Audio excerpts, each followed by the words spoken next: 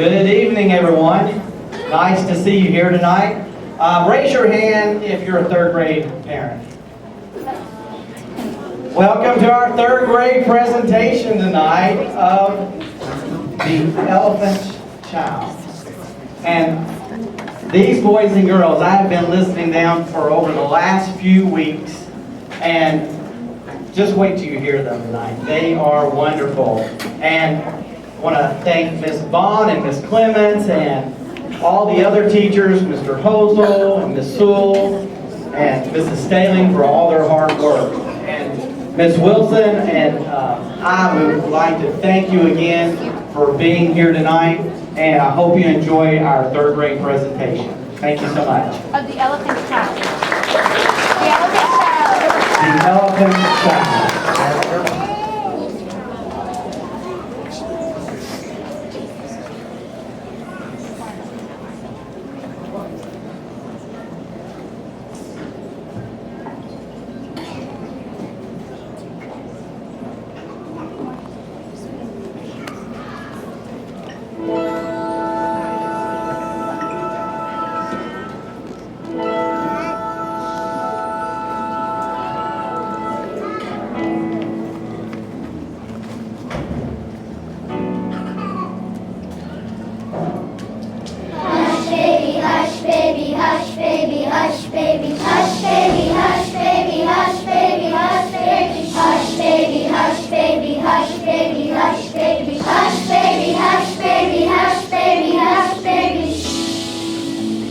In the high and far-off times, the elephant, oh best beloved, had no trunk.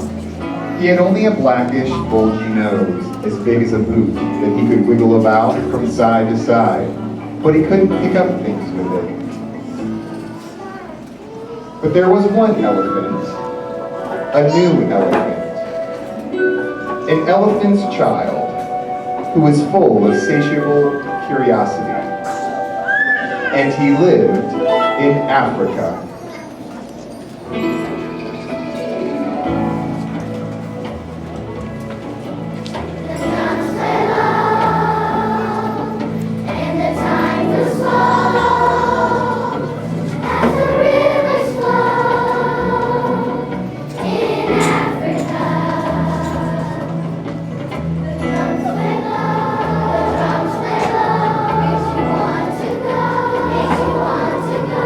See the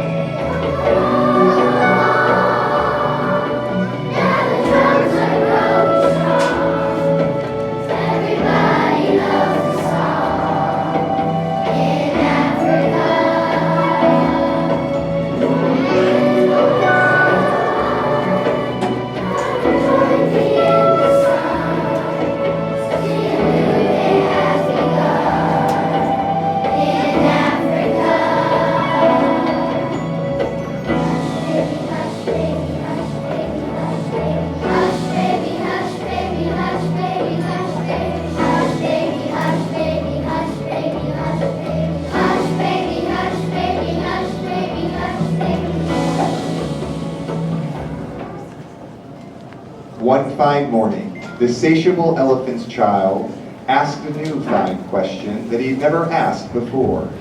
What does the crocodile have for dinner? And they spanked him immediately. By and by, when that was finished, he came upon Kola bird sitting in the middle of a wait-a-bit thorn bush, and he said, My father has spanked me, my mother has spanked me, all my aunts and uncles have spanked me, all for my satiable curiosity, and I still want to know what the crocodile has for dinner. Go to the banks of the great, green, greasy Limpopo River, I'll set about with fever trees and find out. That very next morning, this satiable elephant's child took 100 pounds of bananas and 100 pounds of sugar cane and 17 melons and said to all his dear families, Goodbye, dear families. I'm going to find out what the crocodile has for dinner.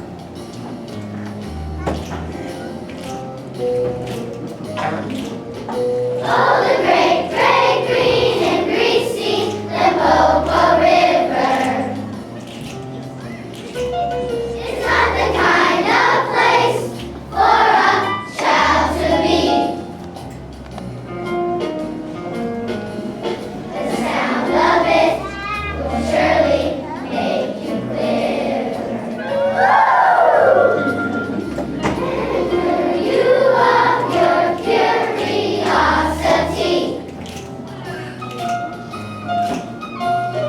Snakes on the banks and crocodile live in her. Don't you know the hippopotami float near the shore? Wow, wow, wow. Get too close, you just might hear their never see your family anymore. There are fever trees on every bank, and if you please, it's dark and dank. Don't get too close, you best watch out. Don't let your nose or get yourself the not you here and there about. Oh, the great, green and greasy Limpopo River. It's everything you ever heard it was. Every sound of it will make you quiver. It's mostly but a little, but it's good. There are sleepy snakes on every bank, and with their tails they like to spank. So watch your feet and every inch, or you will get a painful pinch. They got you in their clutches and the great, green and greasy Limpopo River. We'll cure you of your curiosity. We'll cure you of your curiosity.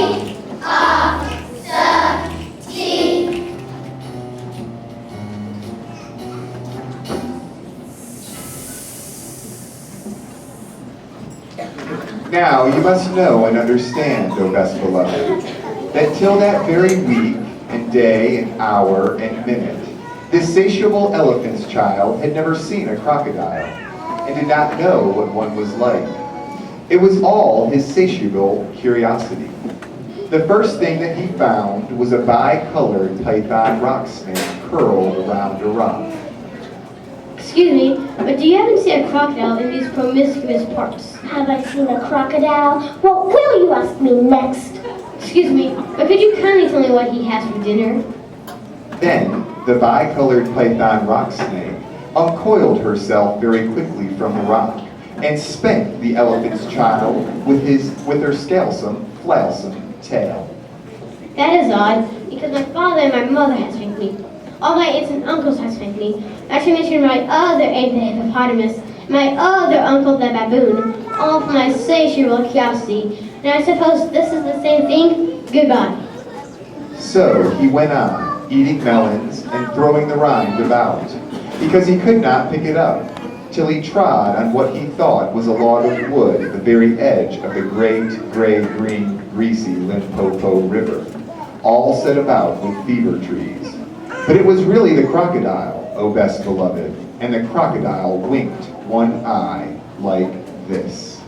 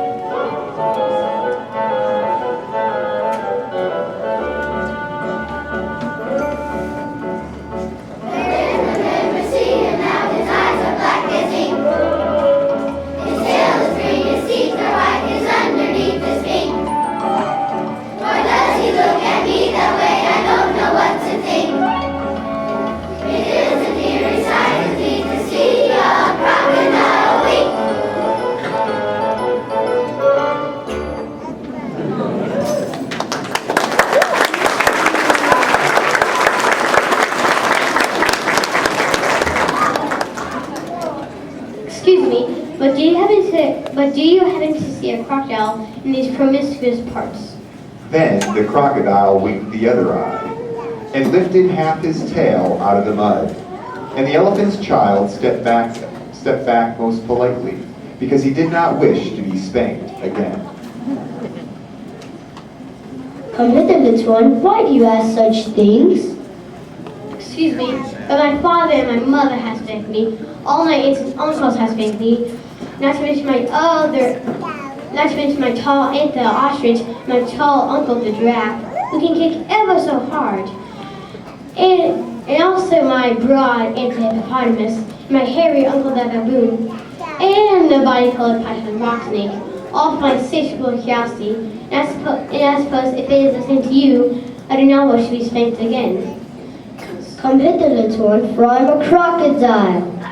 And he wept crocodile tears to show it was quite true. Then the elephant's child grew all breathless and panted, and kneeled down on the bank. You are the very one I've been looking for all these long days. Could you please tell me what you have for dinner? Come hither, little one, and I'll whisper. Then the elephant's child put his head down close to the crocodile's musky, tusky mouth. And the crocodile caught him by his little nose, which up to that very week, day, hour, and minute, had been no bigger than a boot, though much more useful. I think today I'll begin with elephant's child. At this, O best beloved, the elephant's child was much annoyed, and he said, speaking through his nose, like this. Let go, you're hurting me. Then the bicolored python rock snake scuffled down from the bank. My young friend, if you do not now, immediately and instantly, pull as hard as you ever can, it is my pleasure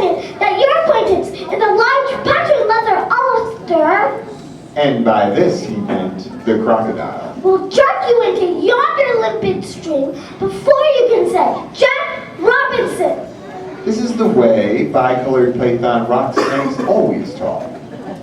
Then the elephant's child felt his legs slipping, and he said through his nose, which was now nearly 5 feet long, This is too much for me.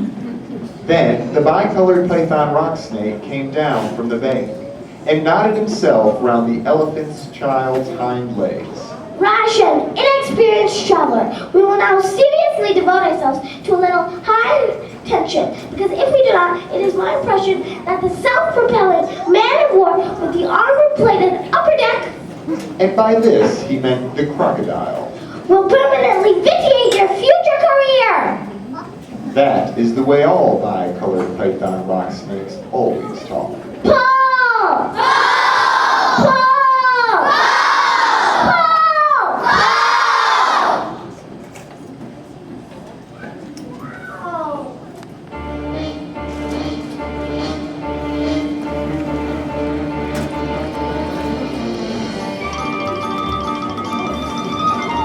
This is the time for heroics.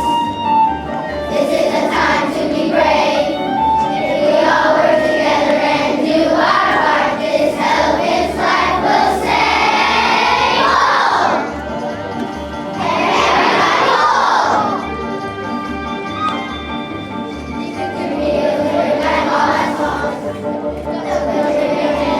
whoa!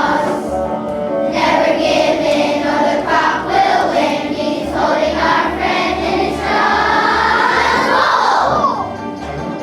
Everybody, whoa! Go do it! We're hunted! Go to spot! We're hunted! Pull your hat! Pull the cart! Everybody, whoa!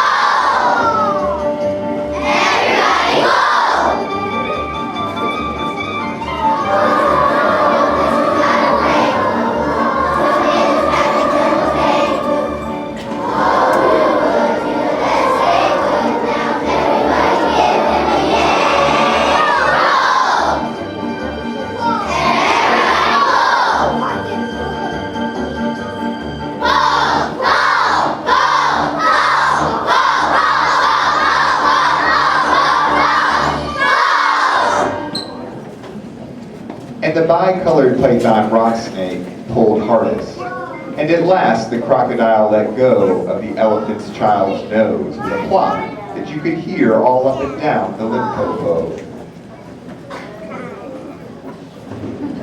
Thank you, bicolored python rock snake. And the elephant's child wrapped up his poor, pulled nose in cool banana leaves and hung it in the great gray, green, greasy Limpopo to cool. What are you doing that for? Excuse me, but my nose is badly out of shape, and I'm waiting for it to shrink. Then you will have to wait for a long time. Some people do not know what is good for them. The elephant's child sat there for 3 days waiting for his nose to shrink, but it never did. For you see, O best beloved, the crocodile had pulled it out into a really truly trunk, as all elephants have today.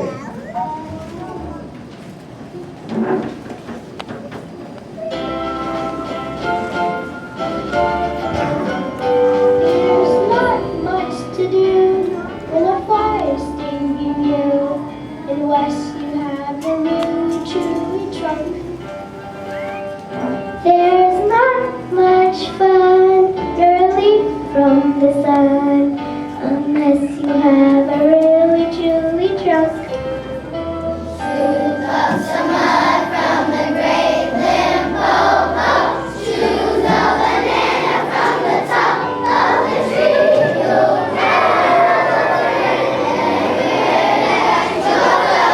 that's the kind of nose for me. Bavarian knew just what he was going to do. He really never knew he had the trick for it. But now he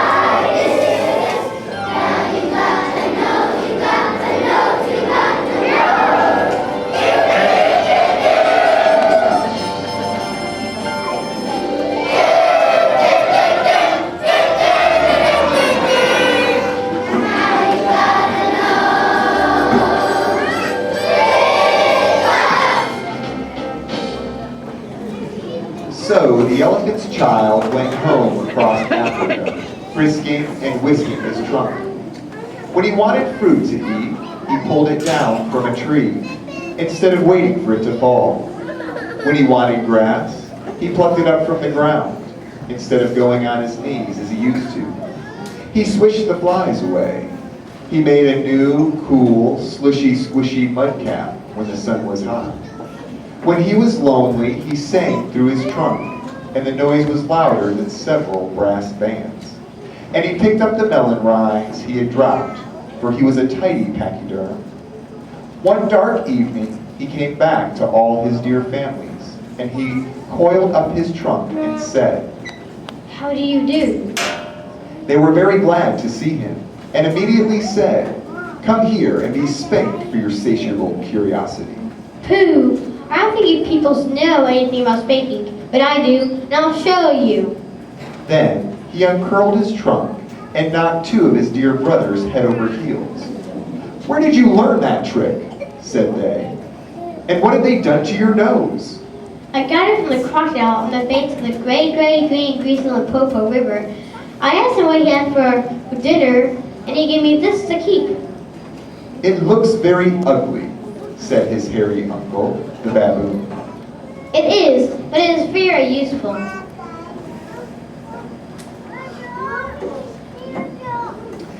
And all his dear families went off one by one to the banks of the great, green, greasy Limpopo River, all set about with beaver trees, to borrow new noses from the crocodile. Hush, baby, hush, baby, hush, baby, hush, baby, hush, baby, hush, baby, hush, baby, hush, baby, hush, baby, hush, baby, hush, baby. When they came back, nobody spanked anybody anymore.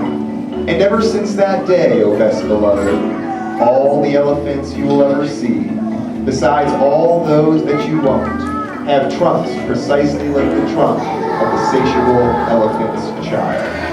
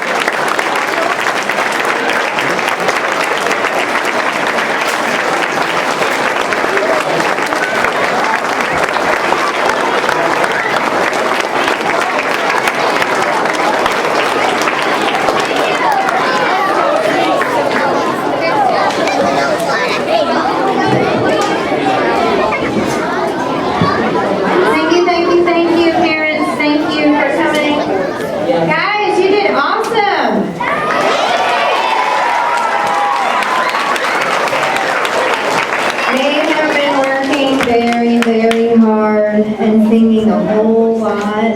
Thank you to the rest of our related arts teams, our folks who have helped us out by letting us borrow them when we needed them to rehearse in here and helping us hold the fort down while we were working, and this lovely, lovely background, all these beautiful trees and the river and the decorations. We had some amazing parents come in and help us out with that.